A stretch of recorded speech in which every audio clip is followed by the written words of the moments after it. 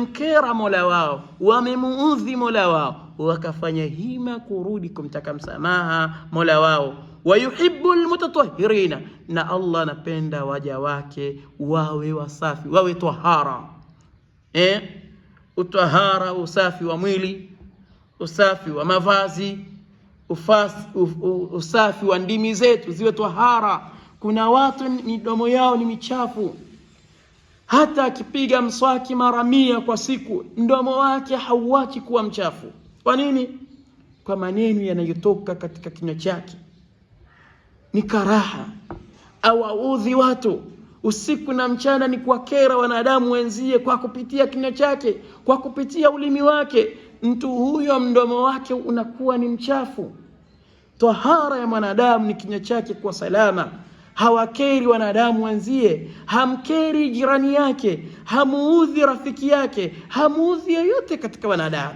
Haijalishi ni mkubwa wake, haijalishi ni mdogo wake, haijalishi yuko chini ya imaya yake anamsimamia, yoyote yule anamuona ni katika watu wake, ni ndugu zake, wako sawa katika maisha. Kwa hiyo Allah anawapenda watu wa aina hiyo. Amma thania, maghfiratuhu lisayiatihim, Mwenyezi Mungu huwasamehe makosa yao. Wa takfirihi li khatayahum, na Mwenyezi Mungu huwa tayari kuwafutia makosa yao. Qala ta'ala, amesema Allah subhanahu wa ta'ala vile vile, ya ayyuhalladhina amanu, enyi mlioamini kwa Allah subhanahu wa ta'ala, tubu ila Allahi taubatan nasuha, tubieni kwa Mola wenu toba iliyokuwa ya kweli. At-taubatu an-nasiha, at-taubatu as-sahiha, toba iliyokuwa ya kweli. Asa rabbukum an yukaffira ankum sayiatikum wa yudkhilakum jannatin tajri min tahtiha al-anhar. Wenda, na kwa Allah kuna wenda. Asa, أصحاب اللغة يقولون عسى جاء بالعصا، هنا عسى معناه الحقيقي، حقيقة Mola wenu atakusameheni madhambi yenu na atakuingizeni katika pepo yake. Min tahtiha al-anharu, pepo ambayo chini yake hupita mito mbalimbali ya neema zake Allah, mito ya maziwa, kadhalika mito mbalimbali ya neema za Allah hupita katika pepo ya Allah tabaraka wa taala.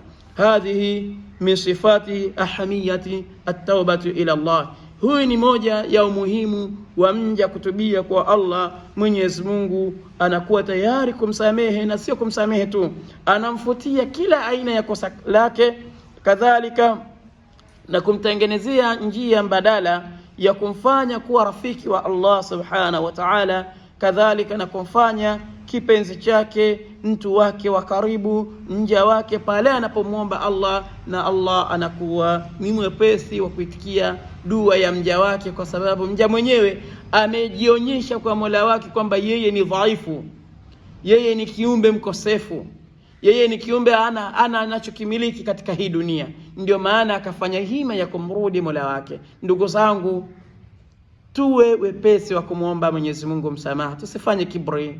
Tusifanye kibri, tujione sisi ni madhaifu kwa Mola wetu, hakuna tunachokimiliki katika mgongo wa ardhi. Lakini vile vile na kuwaomba msamaha ndugu zetu tuliowakosea.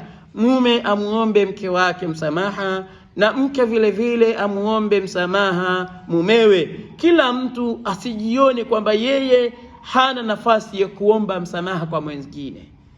Kwanza kumwomba Allah, pili ikiwa ni makosa baina ya mja kwa mja wake, basi tujishushe kuwaombana msamaha kwa ndugu wale ambao tumewakosea.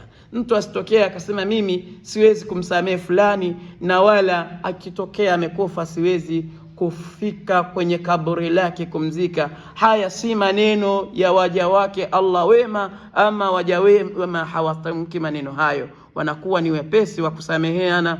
Kwa ufupi, inshallah biidhnillahi tabarakallah, akitujalia tutaendelea na mada hii katika siku ijayo. Tutaona shurutu sihhati tauba, tutaona masharti ya kuswihi kwa toba. Mwenyezi Mungu atujalie, atukubalie hiki tulichokizungumza kwa siku ya leo kiwe ni makbuli, chenye kukubalika. Lakini kila mwenye kusikia Mwenyezi Mungu amjalie awe ni mwenye kuzinduka pale atakapokuwa. Wa ila huna aqulu lakum wa billahi tawfiq.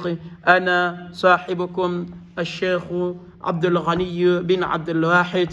mimi ni ndugu yenu katika imani, naitwa kwa jina langu Abdul Ghani bin Abdul Wahid, naipatikana Mivumoni, Lusambi, Tegeta, Dar es Salaam. Karibuni sana, wabillahi tawfiq wa ila liqa.